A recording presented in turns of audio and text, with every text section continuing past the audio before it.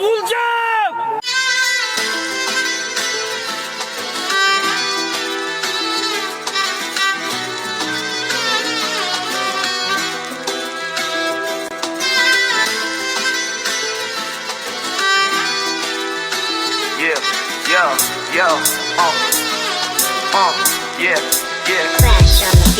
Anı derya ili derya boyda Men bolsam süyümlük anı yurtum koynada Ahmetcan kutsuda Döğmeli hansu basırda Bu hisset zımınğa menin yürekte mihrim ba Geceknin avazı yürekni ezdi Tembir ve dutlar bolsa yürek tardı çekti Çakçakla ili xalq nağışları yanraydı Bu mihirlik yurtumdu untulğuz süygi kayla davamlı şattı Anla ıllık koçular Mihirlik məliler Turmuş üçün tırışıvattan ak gönül kişiler Navaylar, molduzlar, bakkallar İş kaldırma okur küslü yüge poltağın süyümlük buvaylar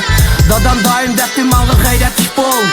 Anam daim dertli mağı bilimgi heris bol Halkımgı salam, halkımgı tazım Halıkны oyluğanlar, halkımgı lazım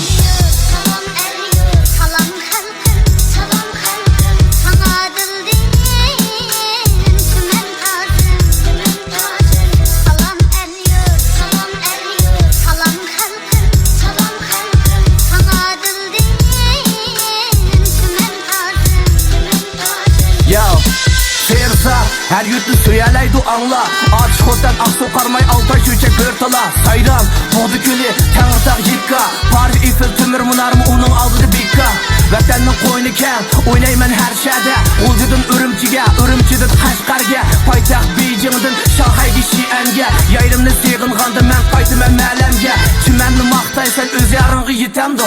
Ne uyruktaysan öz yurtunğu yitemdo İsimde